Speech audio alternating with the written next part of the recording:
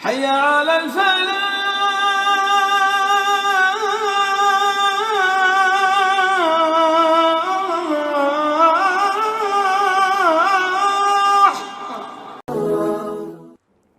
نظر سے حفاظت کا طریقہ. نظر لگنے سے بچنے کے لیے کون کون سی حفاظتی تدبیریں اختیار کرنی چاہیے؟ محمد مجاہد مظفر گڑھ سے.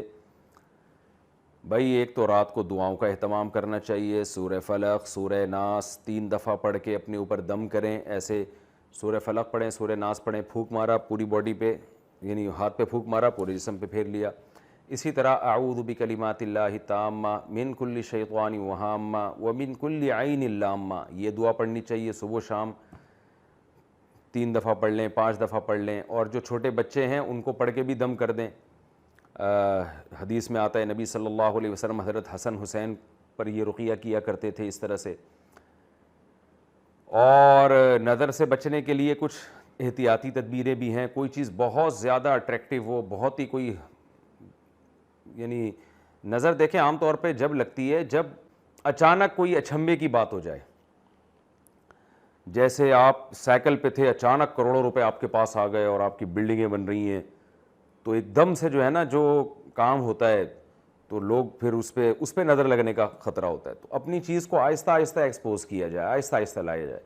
میں اکثر بیان میں بتاتا ہوں نا، اگر آپ کو اللہ نے اچانک دولت دے دی ہے تو ایک دم سے سائیکلز پہ آپ جو ہے نا، سائیکل سے آپ V8 پہ نہ آئیں، لینڈ کروزر پہ نہ آئیں، سائیکل سے آپ تھوڑا رکشے پہ آ جائیں، رکشے سے تھوڑا سا آپ کوئی چھوٹی موٹی کار لے لیں، چھوٹی موٹی کار سے تھوڑا سا اور اوپر جائیں. پھر ہوتے ہوتے ہوتے ہوتے تھوڑا لوگ اس سے مانوس ہو جائیں گے. ایک دم جب انسان کے پاس کوئی چیز آتی ہے تو لوگوں کی آنکھیں کھلی کی کھلی رہ جاتی ہیں، یار یہ کیا ہو گیا، لوگوں کو حسد ہونا شروع ہو جاتا ہے.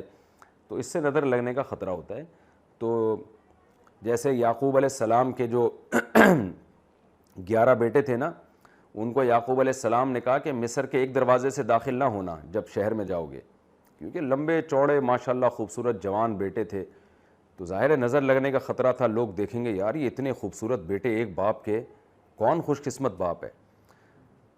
تو حضرت یعقوب جہاں رہا کرتے تھے ارض شام میں، وہاں تو انہوں نے یہ اہتمام نہیں کیا، کیونکہ وہاں تو سب لوگ مانوس تھے. سب کو پتہ تھا گاؤں میں کہ یہ یعقوب علیہ السلام کے بیٹے ہیں، اور ایک ایک کر کے بیٹے پیدا ہوتے گئے، بڑے ہوتے گئے.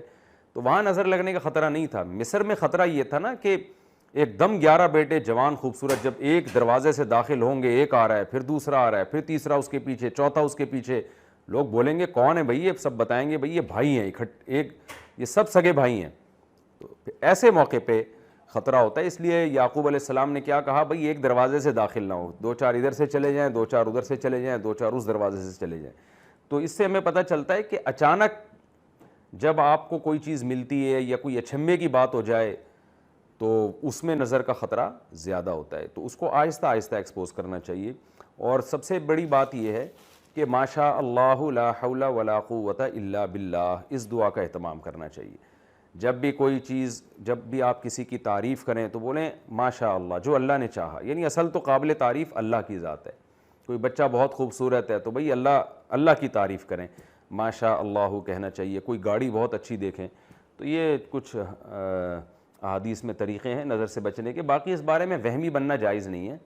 آج کل تو لوگوں نے رکشوں کے پیچھے کالے چپل لٹکائے ہوئے ہیں کہ نظر نہ لگ جائے.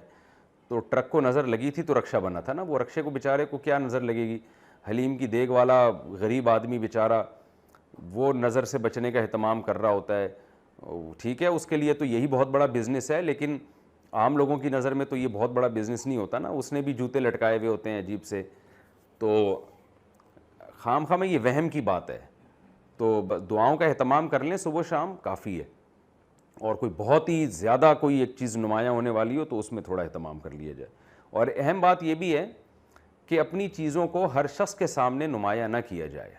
آپ کو اللہ نے کوئی بڑی بڑی نعمتیں دی ہیں تو ہر آدمی کے سامنے اس کو بہت زیادہ کھل کے بیان نہ کریں. تو ہر شخص آپ کی نعمتوں کا سن کے خوش نہیں ہوتا. بہت سے لوگ حسد کا شکار ہو جاتے ہیں. تو ہر آدمی کا ظرف اتنا بڑا نہیں ہوتا کہ آپ اس کے سامنے اپنی نعمتیں کھل کے بیان کر رہے ہیں اور وہ دل سے گہرائیوں سے خوش ہو رہا ہے. جیلسی کا شکار ہو جاتے ہیں لوگ، حسد کا شکار ہو جاتے ہیں. تو ہر آدمی کے سامنے ایسی نعمتوں کو بیان نہیں کرنا چاہیے.